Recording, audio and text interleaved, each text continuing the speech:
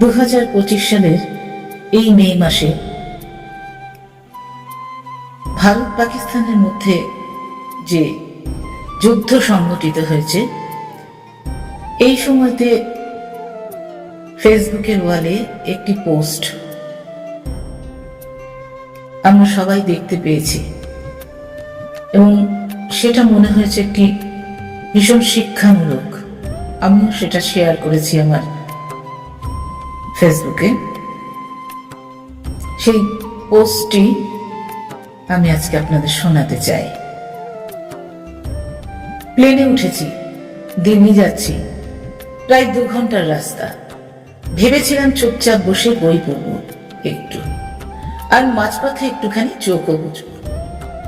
ঠিক টেক অফের আগে দেখি প্লেনের দরজা খোলানো হলো, আর একদল ভারতীয় জওয়ান উঠে এলো, 10 জন মতো। আমার চারপাশে সিটগুলোই বসে পড়লো একে একে। মুখগুলো কেমন শান্ত গম্ভীর। পাশে বসা এক জওয়ানকে জিজ্ঞেস করলাম, কোথায় যাচ্ছেন আপনারা? সে বলল, আগ্রা। 2 সপ্তাহ ট্রেনিং আছে, তারপর অপারেশন। এইটুকু বলে চুপ। কি অপারেশন, কোথায়, কিছুই বলল না। বুঝলাম বলার পারমিশন নেই। প্রায় 1 ঘন্টা পেরিয়ে গেছে। অ্যানাউন্সমেন্ট করলেন এয়ার হোস্টেস, আপনাদের লাঞ্চ সার্ভ করা হবে, যারা চাইবেন পয়সা দিয়ে লাঞ্চ কিনে নিতে পারেন। মানি ব্যাগ বের করছি, এমন সময় শুনি ওই জওয়ানদের নিজেদের মধ্যে কথা, খাবি? ধুর, এখানে দাম বেশি, নিচে নেমে হোটেলে খাবো। কি যেন হয়ে গেল ভেতরে। চুপচাপ উঠে গিয়ে এয়ার হোস্টেসকে বললাম, ওদের সবার খাবার আমিই নিচ্ছি, প্লিজ দিয়ে দিন। মেয়েটার চোখে জল চলে এলো। ফিসফিস করে বলল, স্যার, আমার ভাই কারগিলে। মনে হচ্ছে আপনি ভাইকেই খাওয়াচ্ছেন। মনটা কেমন যেন হয়ে গেল। সিটে ফিরে এলাম।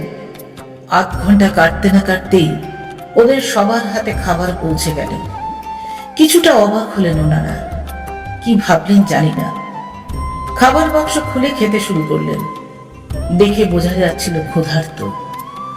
আমি নিজের লাঞ্চ শেষ করে টয়লেটের দিকে যাচ্ছি। হঠাৎ এক বৃদ্ধ এগিয়ে এলেন, বললেন, সব দেখেছি, আপনি সত্যি ভালো মানুষ স্যার। তারপর হাতে এক 500 টাকার নোট গুঁজে দিয়ে বললেন, এই ভালো কাজের একটা অংশ আমিও হতে চাই।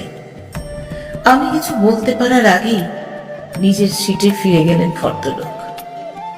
ফিরে এসে ভাবছি, এসব কি হচ্ছে। দেখি পাইলট নিজে সিটে চলে এলেন, সিট বেল্ট খুলে উঠে দাঁড়ালেন। হেসে বললেন, আপনার সঙ্গে হাত মেলাতে চাই। আমি অবাক, বললাম, কেন স্যার? তিনি বললেন, আমি নিজে একদিন ফাইটার পাইলট ছিলাম। সেদিন এক অচেনা মানুষ আমার জন্য খাবার কিনে দিয়েছিলেন। আজ আপনি সেই মুহূর্তটা ফিরিয়ে দিলেন। আমি শুনেছি কেবিন ক্রুর কাছ থেকে।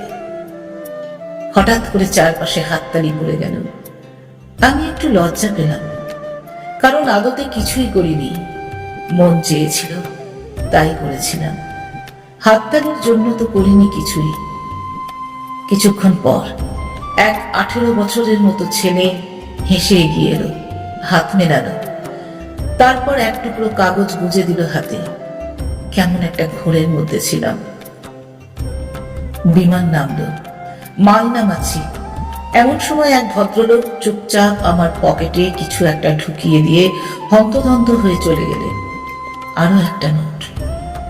লাগেজ বেল্টের কাছে দেখলাম ওই 10 জন সৈনিক দাঁড়িয়ে আছে লাগেজের অপেক্ষায়। দৌড়ে গেলাম ওদের কাছে, বললাম, এই টাকাগুলো রাখুন, এগুলো কিছু দেশবাসীর ভালোবাসা। ট্রেনিং এ যাওয়ার আগে কিছু দরকার হলে খরচ করুন।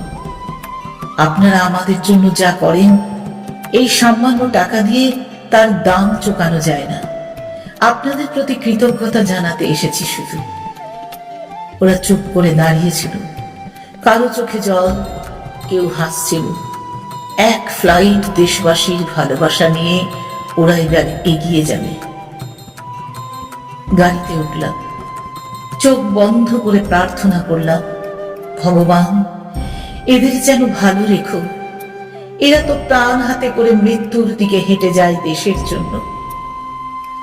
একজন জোয়ান মানে যেন দেশের নামে লিখে দেওয়া এক খালি চেক, যখন চাইবে তাই দিয়ে দেশের নামে জীবন অবধি তুলে দিতে পারবে দেশবাসী, যেটা ওরা জীবন দিয়েও পূরণ করতে রাজি। আর আমাদের অনেকেই সেটা বুঝতেই চায় না। এই গল্পটা শেয়ার করবেন কিনা সেটা আপনার ব্যাপার, কিন্তু আমি জানি যতবার পড়বেন চোখটা ভিজে যাবে। জয় হিন্দ।